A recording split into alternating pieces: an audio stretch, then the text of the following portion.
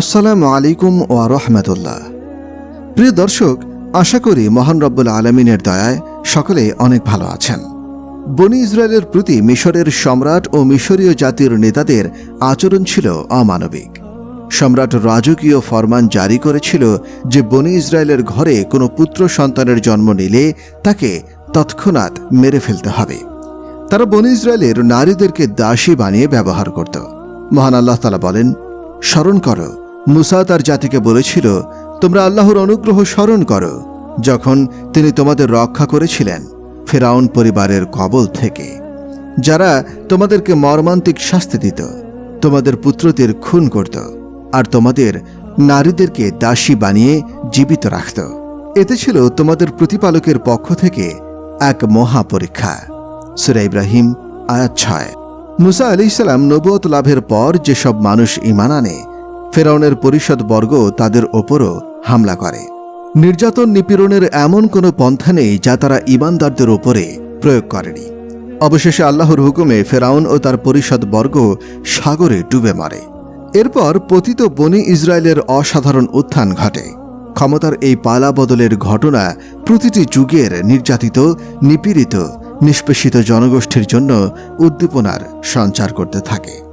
আর জালিম স্বৈরশাসকদের দিতে পারে এক কঠিন সতর্কবার্তা। একটু ক্ষমতা পেলে মানুষ ক্ষমতার অপব্যবহার করে, উত্তমকে অধম এবং অধমকে উত্তম বানিয়ে ছাড়ে, উন্মাদনায় মেতে ওঠে। সে ভুলতে শুরু করে পৃথিবীর কোনো কিছুই স্থায়ী নয়, কেবল পরিবর্তনটাই একমাত্র স্থায়ী। অথচ মহান আল্লাহর অনিবার্য নীতি হল মানুষের মধ্যে এই দিনগুলোর সুদিন, দুর্দিন বা জয় পরাজয় পর্যায়ক্রমে আমি আল্লাহ আবর্তন ঘটাই। সূরা ইমরান আয়াত 140। রাষ্ট্র ক্ষমতাও মহান আল্লাহ তাআলার একটি বিশেষ অনুগ্রহ। এই ক্ষমতারও পালা বদল হয়। এক সময়ের শাসক পরে হয় শাসিত, আবার এক সময়ের শাসিত পরে হয়ে যায় শাসক। মহান আল্লাহ যাকে ইচ্ছা ক্ষমতার এই অনুগ্রহ দান করেন।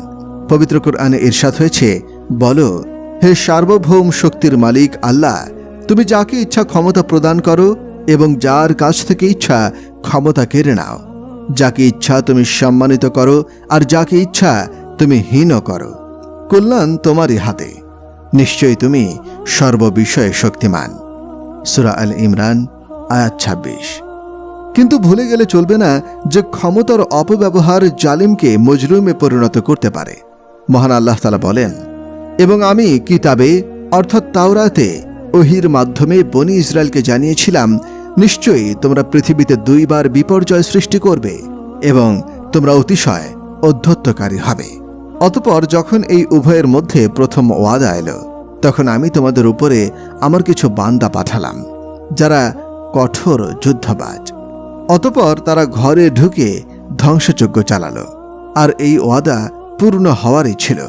তারপর আমি তাদের বিরুদ্ধে তোমাদের জন্য পালা ঘুরিয়ে দিলাম, ধন সম্পদ ও সন্তান সন্ততি দিয়ে তোমাদের মদদ করলাম এবং জনবলে তোমাদের সংখ্যাধিক্যে পরিণত করলাম। তোমরা ভালো কাজ করলে নিজেদের কল্যাণের জন্য তা করবে, আর যদি তোমরা মন্দ কাজ করো তাও করবে নিজেদের জন্যই। অতঃপর যখন দ্বিতীয় প্রতিশ্রুতি পূরণের সময় এলো, তখন আমি তোমাদের শত্রুদের শক্তি বাড়িয়ে দিলাম, যেন তারা তোমাদের চেহারা বিকৃত করে দেয় আর মসজিদে আকসায় ঢুকে পড়ে, যেভাবে তারা সেখানে প্রথমবার ঢুকে পড়েছিল, আর তাদের সম্মুখে যা পড়ে তাকে সম্পূর্ণ ধ্বংস করে দেয়। আশা করা যায় তোমাদের রব তোমাদের উপর রহম করবেন, কিন্তু তোমরা যদি পুনরায় করো তাহলে আমিও পুনরায় করব। আর আমি জাহান্নামকে করেছি কাফিরদের জন্য কয়েদখানা। সূরা বনী ইসরাইল আয়াত 4 থেকে 8।